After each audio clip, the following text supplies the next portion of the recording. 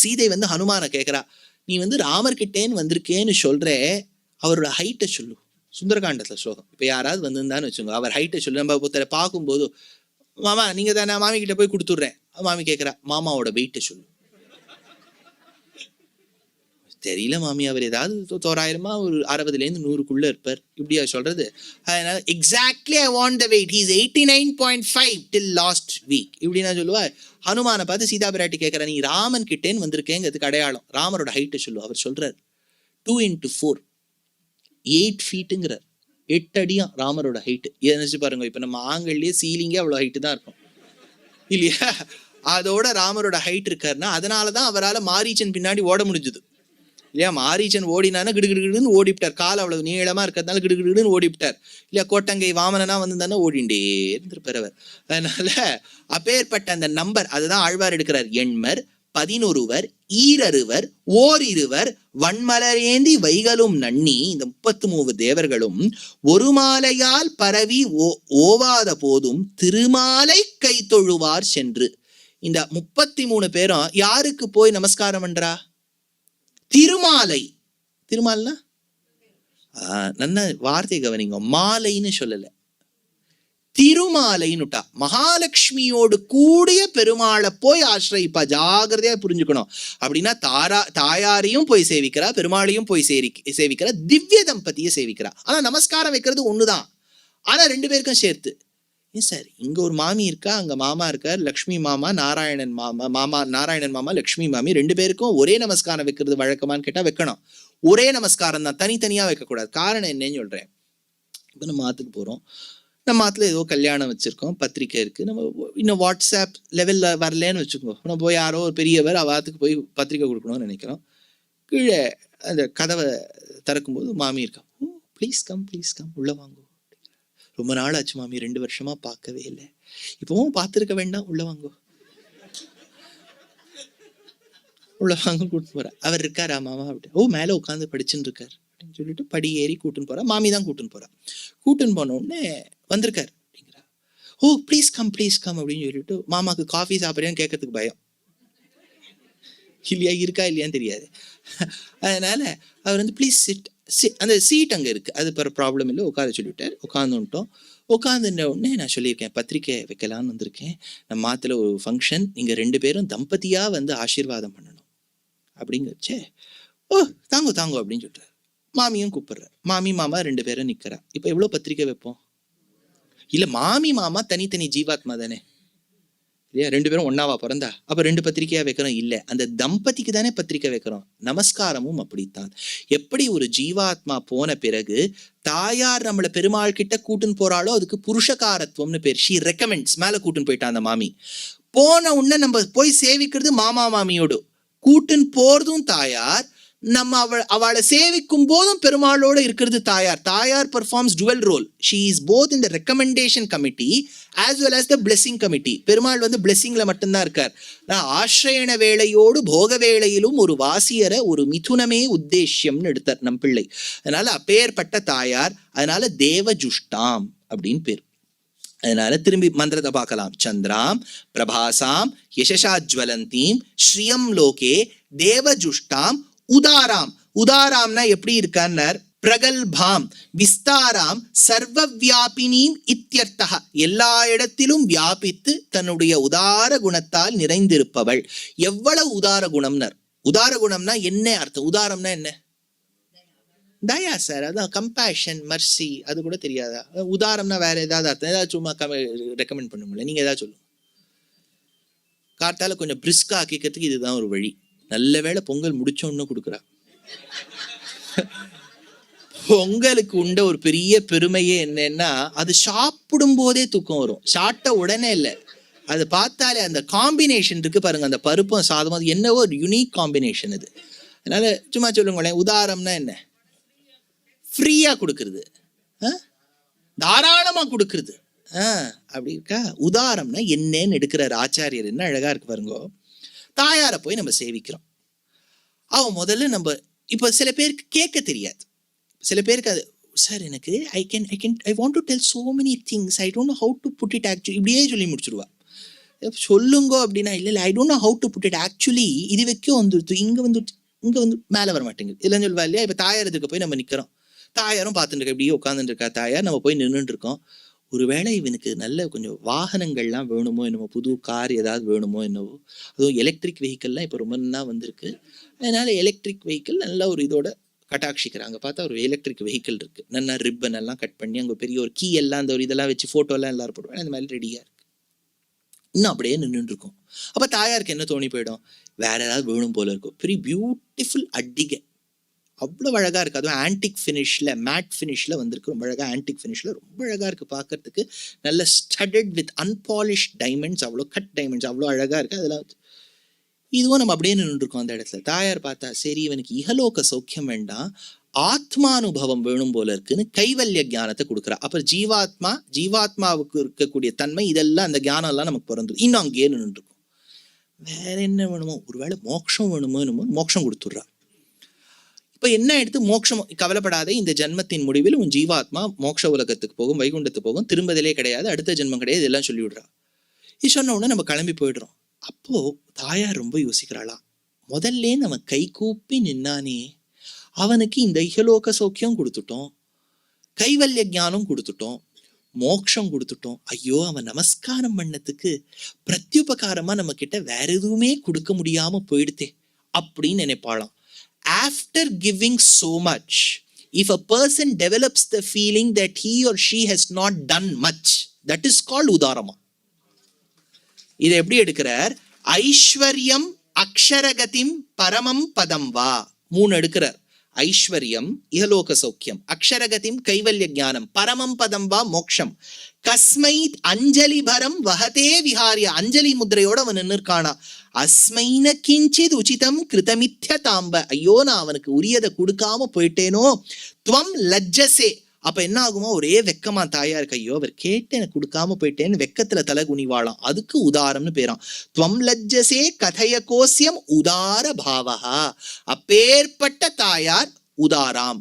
சந்திராம் பிரபாசாம் யசசாஜ்வலந்தீம் ஸ்ரீயம் லோகே தேவஜுஷ்டாம் உதாராம். அவள் யார், தாம் பத்மநேமீம். அவள் 2 விதமான விஷயங்கள் தாமரையை பிரகாசிக்க வைக்கிறா. ஒன்னும் இந்த உலகத்துல இருக்கக்கூடிய பிரகிருதி, பிரகிருதிங்கிற தாமரை பூப்பது அவளுடைய கடைக்கண் பார்வையால், ஜீவாத்மாங்கிற புருஷன் பூப்பது அவளுடைய கடைக்கண் பார்வையால். 2 தாமரையும் பூக்க வைக்கிறாளா. அதனால எஸ்யாஹா கட்டாட்ச மிருது வீக்ஷண தீட்சிதேன சத்ய சமுல்லசிதேன பல்லவம் உல்லலாச விஸ்வம் விபர்யய சகுத்த விபர்ய பிராக்கு தாம் தேவதேவ மகிஷீம் ஸ்ரீயமாஸ்ரயாமஹா. அப்பேற்பட்டவளுடைய அனுகிரகத்தால் சேதன அச்சேதனங்கள் கூட பிரளய காலத்தில் தயையின் கட்டாட்சத்தால் பூக்கின்றதே. அப்பேற்பட்ட பத்மநேமி.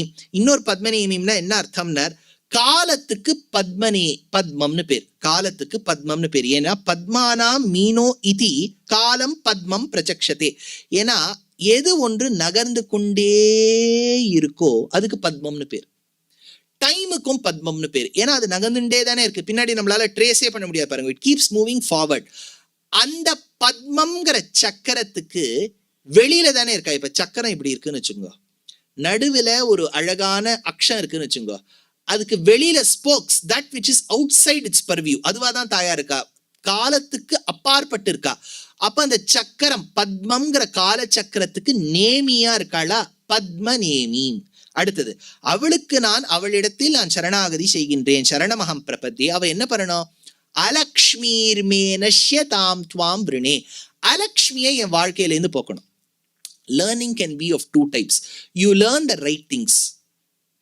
The second part is unlearning the wrong things. தப்பான விஷயங்கள்லாம் மறக்கடிக்கிறது, சரியான விஷயங்கள்லாம் ஞாபகம் இருக்கிறது. 2ம் ஒன்னா இருக்கக்கூடாது. இப்ப பாருங்க, சரியான விஷயத்தையும் ஞாபகம் வச்சுப்பேன், தப்பான விஷயத்தையும் ஞாபகம் வச்சுப்பேன்னா குழப்பம் வந்துடும். சரியான விஷயம் எது, சபரி பழத்தை கடிச்சு ராமர் கிட்ட கொடுக்கல, அப்படிதான் கொடுத்தா, அவர் சாட்டார். ஆனா நம்ம கத்துண்டது என்ன, அவ எச்ச பண்ணி அந்த எச்சல் சொட்ட சொட்ட ராமரும் வாய்ந்து வாயில போட்டுண்டார். இப்படிதான் நம்ம கத்துட்டு இருக்கோம். இப்ப இப்படி கத்துண்டோன்னா என்ன ஆயிடுறது, we have learned the wrong thing, we have to learn the right thing. Learning the right thing is she gave fruits. Unlearning the wrong thing is she did not give those fruits which were bitten, which were consumed. இப்ப இதை மறந்தாதான் இது ஞாபகம் இருக்கும். ரெண்டும் ஒரே சமயத்துல இருக்காதே. அவ வெறும்னு கொடுத்தா, கடிச்சும் கொடுத்தா அப்படின்னா நம்ம ஞாபகம் வச்சுக்கிறது. அதனால இந்த இடத்துல அலக்ஷ்மியுமே, லக்ஷ்மி வேணும்னா அலக்ஷ்மி வேண்டாம். அலக்ஷ்மி யாருன்னார், அராதி சதான்வா. அவ எப்படி இருப்பான்னா அலக்ஷ்மி, அதுக்கு புராணத்துல லட்சணம் சொல்றா. அலக்ஷ்மி எப்படி இருப்போம், ஸ்ரீதேவிக்கு அக்கான்னு பேரு. அந்த சப்தம் பொதுவா சொல்ல மாட்டா, அதனால உங்களுக்கு என்னன்னு தெரியும். அதனால இப்போ முத்துக்குமாரன் அப்படின்னு ஒருத்தர் இருக்கார். அவருக்கு பொண்ணு தேவின்னு இருக்கா. தமிழ்ல நீங்க இனிஷியல் வச்சுன்னு எப்படி எழுதுவேள், தேவிக்கு முன்னாடி என்ன போடுவேள், அதுதான். அதனால அப்பேற்பட்டவள் எப்படி இருந்தான்னார், ஒத்த கண்ணா, அவளுக்கு ஒரு கால் ஊனிண்டே நடக்கிறாளாம், ஒரு கத்திண்டே நடக்கிறாளாம். இதுதான் அவளுக்கு லட்சணம் சொல்றா. அதுக்கு அதர்வண வேதத்துல ஒரு ஸ்லோகம், பிரபதேதா பாபிலக்ஷ்மி நஷ்யேதா பிராமுதப்பதா அஸ்யஸ்மயேன அங்கேன த்விஷதேத்வா சமாஜசி. எவள் ஒருவள் தன்னுடைய தாரித்திரத்தை உடனே கொடுத்துருவளோ. கம்யூனிகபிள் டிசீசஸ்ன்னு இருக்கு, சிலதெல்லாம் நான் கம்யூனிகபிள். கம்யூனிகபிள்னா டக்குன்னு பரவும். அதுக்குதான் இந்த கவச்ச குண்டலங்கள்லாம் போட்டு இருக்கோமே, அதான் கவச்சம். அதனால அதர்வண வேதத்தை சொல்லியிருக்கு. ரிக்வேதத்துல அதர்வண வேதத்துல யார் அந்த அலக்ஷ்மிங்கிறா, நிர்ருதிங்கிற தேவதை. இந்த அஷ்டதிக்க சொல்லும் போது நிர்ருத்தின்னு ஒரு ஸ்தானம் உண்டு, அது தேவதையா. அடுத்தது அந்த அலக்ஷ்மி என்பவள் பார்க்கடலை கடையும் போது வந்தெழுந்தவள். லக்ஷ்மிக்கு முன்னாடி வந்திருக்கா, அந்த விஷத்துல வந்திருக்கா, ஹாலாஹலம்ங்கிற விஷத்துல. அதுவே உருவெடுத்து ஒரு அலக்ஷ்மியா வந்திருக்காளா. இவளை யாருக்கு கல்யாணம் பண்ணி கொடுத்தான்னா உத்தாலகர்னு ஒரு மகர்ஷி. அதை சொல்றா. அசம்ஸ்கிருத்திய கதம் ஜேஷ்டா, ஜேஷ்டான்னு பேர் அவளுக்கு.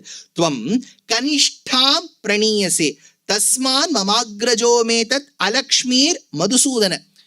அந்த உத்தாலகர் அலக்ஷ்மியை கல்யாணம் பண்ணிட்டு ஆத்துக்கு போறார். அங்க வேத துவனி கேட்டு இருக்கா. ஐயோயோ, இதெல்லாம் என்னால கேட்கிற இடத்துலயே இருக்க முடியாது. I cannot come in to your house mister Uddalak அப்படின்ட்டா.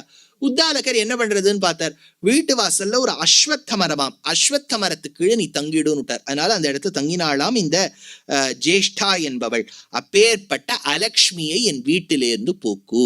சந்திராம் பிரபாசாம் யசசாஜ்வலந்தீம் ஸ்ரீயம் லோகே தேவஜுஷ்டாம் உதாராம் தாம் பத்மநேமி சரணம் அகம் பிரபத்யே.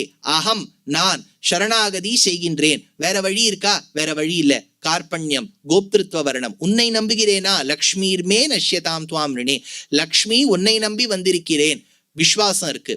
நான் செய்ய வேண்டியதை செய்வேனா, நிச்சயமாக பண்ணுவேன். செய்யக்கூடாததை தவிர்ப்பேனா, செய்யக்கூடாததை தவிர்ப்பேன்.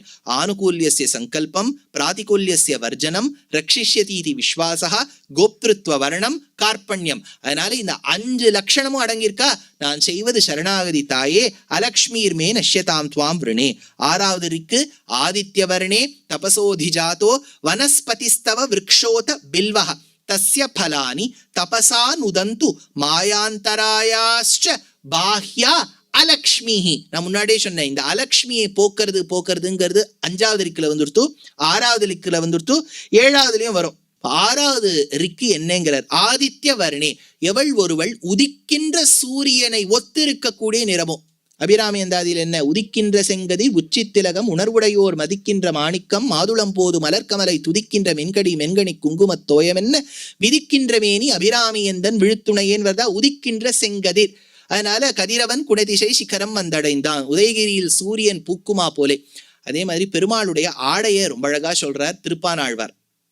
பெருமாளோட திருமேனி எல்லாம் கருப்பு பச்சை நீலம் கலந்த திருமேனி. வெய்யோன்னொளி தன்மேனியில் விரிஜோதியில் மறைய பொய்யோ எனும் இடையாளுடும் இளையானோடு போனானது மெய்யோ மறிகடலோ மழைமுகிலோ. ஐயோ, கம்பருடைய பாடல். மரகதமோ மறிகடலோ மழைமுகிலோ, கருப்போ பச்சையோ நீலமோ கலந்ததோ சொல்றாரா. அப்பேற்பட்ட திருமேனியோடு பகவான் சயன கோலத்துல ரங்கநாதரா இருக்கார். அவர் இடுப்புக்கு கீழே அழகா அந்த ஒட்டியானத்துக்கு கீழே பீதாம்பரம். அது எப்படி, இப்ப பெருமாள் இப்ப நம்ம படுத்துக்கும் போது அப்படியே ஒரே மாதிரியா படுத்துட்டு இருப்போம். ஒரு இடத்துல நம்ம என்ன பண்ணுவோம், காலை இப்படி நீட்டிண்டு ஒரு மாதிரி மேல ஒரு வளைவு கொடுத்து ஒரு ஷேப் வருதா. அப்போ மஞ்ச வஸ்திரம் பெருமாள் மேல இருக்கா. அப்போ அவர் திருமேனி கருப்பும் பச்சையும் கலந்தா மாதிரி இருக்கா. தேசிகன் எடுத்தார், மரகதகிரி மேഖലയിலே பாலாதாபம் பறந்தார் போலே. இப்போ மவுண்டன்ஸ் எல்லாம் வச்சுக்கோங்க, ஒரு மாதிரி கருப்பு பச்சை நீலம் கலந்துருக்கு. இப்ப அந்த மவுண்டனுக்கு நடுவில் கார்த்தால சூரியோதயம் ஆறுது. அப்ப நீங்க பெருமாள் பக்கத்துலேன்னு பார்த்தா அவர் அந்த பீதாம்பரத்தோட காலை இப்படி நிமித்துன்னு படுத்துண்டா சூரியோதயம் ஆறா மாதிரி இருக்கா. அதனால உதிக்கின்றது செங்கதிர். அதே மாதிரி தாயார் இருக்கா, ஆதித்ய வர்ணே. அதனால வர்ண பிரேரணே வர்ண கிரியாயாம் தபசா அதிஜாதா, நீ உன்னுடைய மங்களத்துவத்தால் எல்லோருக்கும் மங்களத்துவத்தை பொழிய வேண்டும் என்கின்ற நல்லெண்ணத்தால் ஆதித்ய வர்ணே தபசா அதிஜாதா வனஸ்பதிஸ்தவ விருக்ஷோத பில்வஹ. வனஸ்பதினா என்ன? டால்டா சார். காடு, வனம்னா இது, பத்தின்னா என்ன, இதுக்கு என்னன்னு மனு தர்ம சாஸ்திரத்துல ஒரு ஸ்லோகம். அபுஷ்பாஹா பலவந்தோ ஏ தே வனஸ்பதயா ஸ்மிருதாஹா இதி மானவாத். மானவம்னா மனுல சொல்றார் என்னன்னா, சில விருட்சங்கள் பூ பூ ஸ்டேஜ் அடையாம தானா பழமாவே வந்துருமா, அதுக்கு வனஸ்பதின்னு பேர். எதெல்லாம் வனஸ்பதினா புஷ்பம் ஸ்டேஜுக்கு போகாம டைரக்டா ஃப்ரூட்டா வந்துருதோ வனஸ்பதி. புஷ்பத்துக்கு போயிட்டு பழமாக வந்தால் விருக்ஷா. அதுதான் வித்தியாசம்ங்கிறார். ஆனா இது சயின்டிபிக்கா பார்த்தோம்னு வச்சுக்கோ, அப்படி வரத்துக்கு சான்ஸ் இல்லை. ஒரு பழம் தானா இப்ப கிளையிலேருந்து திடீர்னு பழமா வரும், ஒரு புஷ்பம் வரணும். எந்த அர்த்தத்துல வனஸ்பதின்னு சொல்லியிருப்பானா, those flowers which may not be of much use. சில புஷ்பங்கள்லாம் ரொம்ப வசத்தியா நம்ம கொண்டாடுவோம், அதனுடைய பழத்தை ரொம்ப கொண்டாட மாட்டோம். சிலதெல்லாம் பழம் ரொம்ப வசத்தியா இருக்கும், புஷ்பம் ரொம்ப வசத்தியா இருக்காது. பில்வ விருட்சத்துல அந்த புஷ்பத்துக்கு அவ்வளவு சிறப்பில்லை, இலைக்கு உண்டு பழத்துக்கு உண்டு பேல். அதனால இது ரொம்ப வசத்தியா இருக்கு, அதனால வனஸ்பதின்னு கொண்டாடி இருப்பா. அதனால பில்வோ, இந்த பில்வத்துக்கு ஒரு பெருமை உண்டு. முன்னாடியே ஆர்திராவை பத்தி சொல்லும் போது சொன்ன திருவாதிரை சிவபெருமானுக்கும் உண்டு. இந்த இடத்துல ஆர்திரா நட்சத்திரம்னு தாயார கூட எடுக்கலான்னு. சிவபெருமானுக்கு எப்படி பில்வம் சிறந்ததோ தாயாருக்கும் பில்வம் சிறந்தது. ஸ்ரீ மகாலட்சுமிக்கு இந்த இடத்தை எடுக்கிறார்.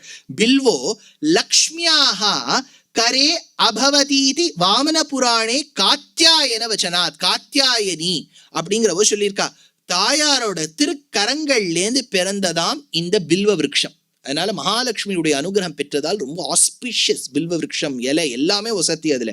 அதனால பில்வாட்டவ்யாம் மகாலட்சுமீர் உபாஸ்தே பில்வநாயகம் இதி பார்கவ புராணாத் தனுமத்யா ஸ்வஹஸ்தோயம் பில்வத்ருமம் சமுபாஸ்ரதே இதி பார்கவ தந்திரோ எஸ்ட. பார்கவ புராணத்திலையும் தந்திரத்திலையும் சொல்லியிருக்கா, மகாலட்சுமியினுடைய அனுகிரகத்தோடு பிறந்தது பில்வ விருட்சம். அதனால பில்வத்துக்கு ரொம்ப பெருமை உண்டு. இதுக்கெல்லாம் மெடிசினல் குவாலிட்டிஸும் இருக்கு. எதெல்லாம் நம்ம பூஜைக்கு யூஸ் பண்றோமோ கிட்டத்தட்ட எல்லாத்துக்கும் மெடிசினல் குவாலிட்டிஸ் உண்டு. இப்போ துளசி வைக்கிறோம், அருகம்புல் வைக்கிறோம். இப்ப எல்லாம் அருகம்புல் ஜூஸ் கேள்விப்பட்டிருக்கேளா? அருகம்புல் யூஸ் பண்றோமோ இல்லையோ ஜூஸ் வந்துடுத்து. துளசி வந்திருக்கோ இல்லையோ கிரீன் டீல வந்துடுத்து துளசி. நம்ம போட்டுக்கிற சோப்பெல்லாம் துளசி, தேக்கிற பல்லு இதெல்லாம் துளசி இருக்கா. ஆனா ஆராதனை பண்றதுக்கு துளசி இல்ல அதுல. அதனால இன்னும் பேஸ்ட்டை வச்சுதான் ஆராதனை பண்ணேன், அதுதான் துளசி இருக்கு. ஸ்ரீகாமோ ஜுஹுயாதக்னோ பத்மைர் பில்வைஸ்ததா பலைஹி. தாயாரை சேவிக்கும் போது எதை வச்சுட்டு தியானம் பண்ணணும்னார் அந்த இடத்துல சொல்றார். நெருப்பு, நெருப்புக்குள்ள சேர்க்க வேண்டியது தாமரை, அதே மாதிரி பில்வ இலை, அதே மாதிரி இருக்கக்கூடிய பழங்கள், இதெல்லாம் சேர்த்து வைத்துக் கொண்டால் தாயாருக்கு ஆராதனம் செய்யலாம்னு போதாயனர் எடுத்திருக்கார். போதாயன சூத்திரக்காரா யாராவது இங்க இருக்காளா? உங்க போதாயனர் சுவாமி மகரிஷி தான் சொல்லியிருக்கார். என்னன்னா, மகாலட்சுமிக்கு ஆராதனம் பண்ணும் போது தாமரை பில்வ இலையை வச்சு ஆராதனம் பண்ணலாமா. அதனால பைல்வே யூபோ பவத்யசௌவா ஆதித்யோ யதோ ஜாயத ததோ பில்வ உத்திஷ்ட அப்படின்னு இருக்கு. அதாவது பில்வ மரம்ங்கிறது தான் ஆராதனம், மானசீக ஆராதனம் பண்ணும்போது யூபஸ்தம்பம்னர். யூபஸ்தம்பம்னா உங்களுக்கு தெரியுமோ? அதாவது இப்போ ஒரு யாகம் பண்ணும்போது சில யாகங்கள்ல ஒரு மிருகத்தை கட்டி வைப்பான் சார். அந்த மாதிரி யாகங்கள்ல இப்ப பண்றோமான்னு கேட்டா இப்பெல்லாம் பண்றதுல, அந்த காலத்துல பண்றது ஒரு வழக்கம் உண்டு. ஆடை கட்டி வைக்கிறான்னு வச்சுக்கோங்க, அது யூபஸ்தம்பம்னு ஒண்ணு இருக்கும். அந்த மாதிரி தைத்திரியத்துல சொல்லியிருக்கு, தைத்திரிய பிராமணத்துல சொல்லியிருக்கு, அந்த யூபஸ்தம்பமாக இருப்பதுதான் பில்வ விருட்சம். இந்த யூபஸ்தம்பமா இருக்கக்கூடிய பில்வ விருட்சத்தை தியானம் பண்ணாதான் சூரியன் உதிக்கின்றான். இப்ப நன்னா பாருங்க, இதை கனெக்ட் பண்ணி பாத்துருங்க. வேதத்துல சொன்னது என்ன அழகா மறுபடியும் ரிக்வேதத்துல வந்திருக்கு. ஆதித்ய வர்ணே, ஆதித்யன் வந்துடுத்தா, வனஸ்பதி விருக்ஷோத பில்வஹா. பில்வம் தான் யூபஸ்தம்பம், அப்பதான் ஆதித்யன் உதிக்கின்றான். வேதம் சொல்லிடுத்தோ. மாத்தி இங்க சொல்லியாச்சு, ஆதித்ய வர்ணே பில்வோ அதிஜாதா, பில்வோ வந்துடுத்து. அதனால தஸ்ய பலானி தபசான் உதந்து மாயாந்தராயாச்ச பாஹ்யா அலக்ஷ்மி.